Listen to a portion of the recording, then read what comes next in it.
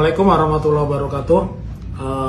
Siapapun yang mendengar dan melihat video ini, saya minta untuk disebarluaskan ya, bahwa hari ini di Pengadilan Negeri Surakarta tertanggal 18 April 2023 Gus Nur dijatuhi hukuman 6 tahun atas tuntutan jaksa penuntut umum 10 tahun kaitannya dengan pasal 14 ayat 1 ayat 2 dan 14 dan pasal 15 Peraturan Pidana nomor 1 tahun 46. Menurut saya ini satu tragedi, ini satu musibah, dan saya yakin doa orang terdolimi itu dikabulkan ya. Saya minta kepada hakim dan jaksa untuk berhati-hati, karena semua fakta mereka yang mendolimi ulama itu kalau tidak sakit ya menemui bencana dengan cara yang hina ya. Jadi itu perhatikan. Lalu saya akan menganalisa dari sisi pertimbangan hukum ya, bahwa hakim hanya mengkonstatir dari pernyataan salah satu ahli, Andika ya, sementara ahli yang lain termasuk saya yang ada di sana memberikan keterangan dengan referensi yang begitu banyak tidak dijadikan pertimbangan. Dan ini sebuah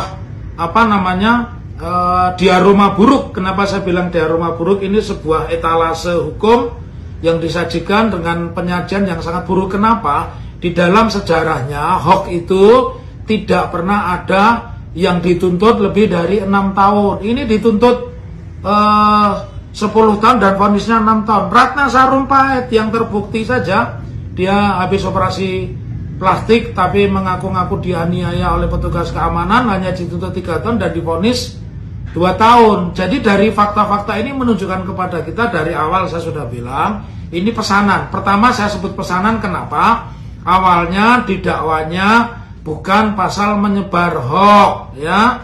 Awalnya didakwa itu penistaan terhadap agama karena menjadikan sumpah ya, mubahalah itu dicari-cari unsur pidananya, tapi tidak kena. Udah tanya kemana tidak kena. Tiba-tiba di dalam pembuktian pun juga tidak pernah mengarah kepada pasal hoax, karena sudah saya terangkan itu delik di masa pemerintahan Belanda ya. Artinya delik itu ditujukan kepada inlander supaya bikin onar.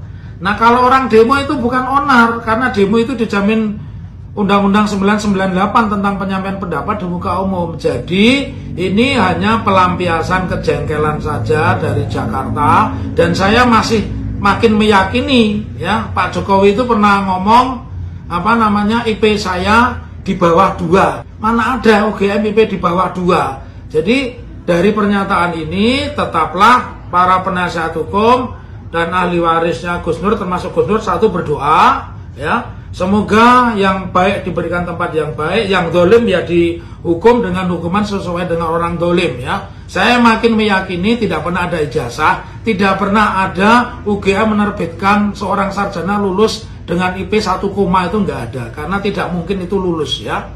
Karena itu melalui channel Muhammad Taufik & Partner silakan dikutip, pasal itu tidak pernah diberlakukan dengan ancaman begitu tinggi kecuali kepada Gus Nur. Dan ini makin mengindikasikan menurut saya ke depan itu keadilan makin jelek. Maka jangan mau dijebak dengan pemilu. Lebih bagus mundur aja, turun aja sebelum 2024. Karena kalau pemilu sudah diskenario, sudah disetting, ada calon yang diajak Jokowi kemana-mana, dan itu nanti akan jadikan presiden. Jadi percuma ya. Presiden sekarang ini ukurannya cuma satu, kalau mau dipilih dia tidak meneruskan proyek IKN dan dia tidak akan meneruskan proyek kereta api cepat. Itulah calon presiden yang harus Anda pilih. Jadi sekali lagi, vonis Gus Nur ini vonis politik pesanan Jakarta, belum pernah ada di dalam sejarah pemerintahan Soeharto, pemerintahan apalagi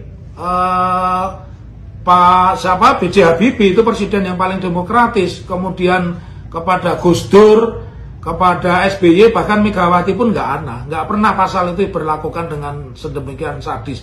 Jadi ini bukan pengadilan hukum, tapi pengadilan politik. Tetaplah berjuang dan sebarkan video ini. Allahu Akbar. Assalamualaikum warahmatullahi wabarakatuh.